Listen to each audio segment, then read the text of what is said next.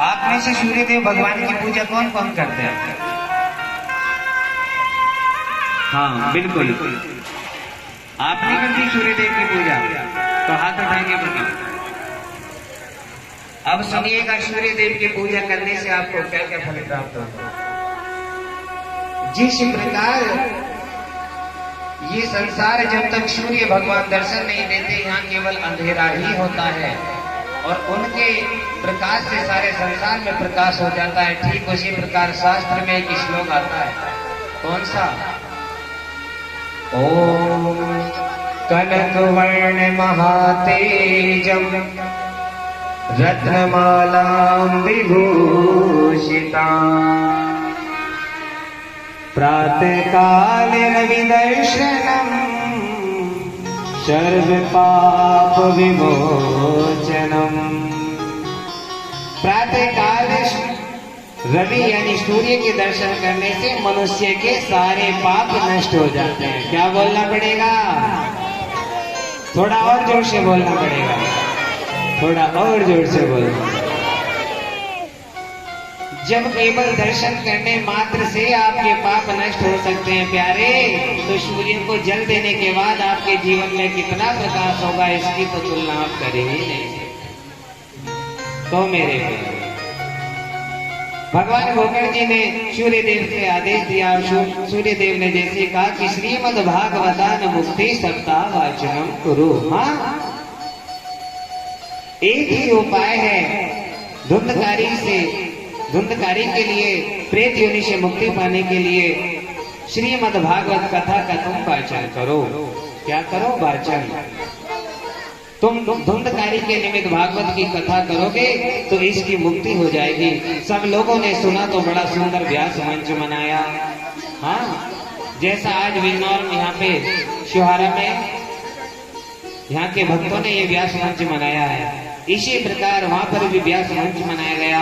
सुंदर चौकी सजाई गई, भागवत जी को विराजमान किया गया, अच्छा सा पंडाल सजाया गया, सब भक्तों को आमंत्रित किया गया और साथ में धुंधकारी को भी आमंत्रित किया गया। अब धुंधकारी कौन है? जहाँ पर भागवत कथा होती है तो श्रीमद् भागवत कथा में एक नियम है। वो नियम क्या है? एक सप्त ग्रंथि का बांस, 7 गांठ वाला बांस एक स्थान पर गाड़ दिया जाता है पंडाल में, यही व्यास मंच के पास। देखो ये सामने लगा हुआ दिख रहा है आपको? तो ये धुंधकारी का रूप है। काय का रूप है?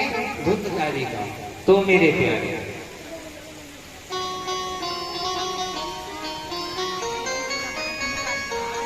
इसी से मुक्ति मिलती है। जिनके पितृ शांत नहीं होते, जिनके पितरों को मुक्ति नहीं मिली है, या जिनके घर में अकाल मृत्यु हो जाती है, उनके घर पे अगर श्रीमद् भागवत सप्ताह कथा पाठ चल रहा हो तो ये वाला सप्त ग्रंथि बांस गढ़ना बहुत जरूरी है। और इसका परिणाम आप 7वें दिन देखना, अभी नहीं। ऐसा ही सुंदर व्यास मंच बना करके कथा को प्रारंभ किया गया।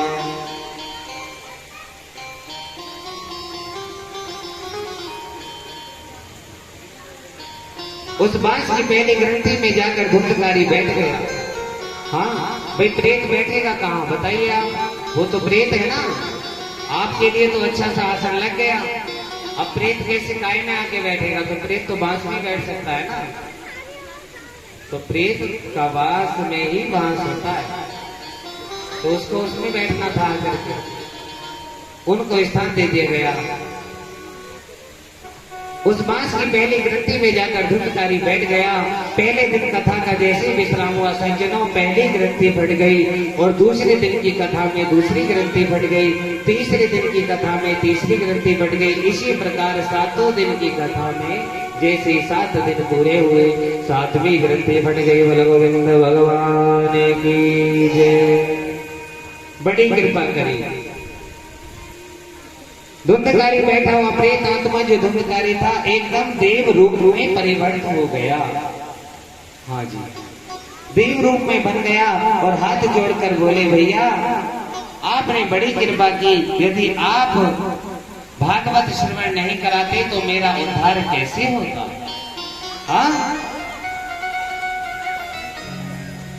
भगवान के धाम से उसके लिए एक सुंदर विमान आया। क्या आया? सुंदर विमान आया। उसमें भगवान के पार्षद बैठे हैं। धुंधकारी जैसे ही विमान में बैठने लगा तो गोकर्ण जी ने कहा, ये क्या हो रहा है महाराज? भगवान के पार्षदों ने कहा, प्रेत धुंधकारी ने भागवत कथा सुनी है, इसलिए इन्हें प्रेत होने से मुक्ति मिल गई। हाँ,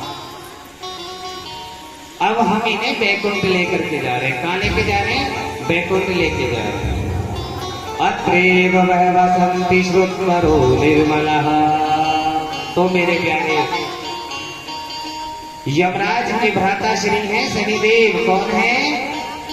शनिदेव। और कलयुग के न्यायाधीश भी कौन है? शनिदेव। कौन है? कि तेरी महिमा कोई न जाने हे शनिदेव। और आज दिन क्या है? शनिवार। तो क्या बोलना पड़ेगा? राधे राधे। जो भगवान के पार्षद होते हैं, मरने के बाद वो तो सीधे नारायण के श्री चरणों में जाते हैं, बैकुंठ धाम को जाते हैं।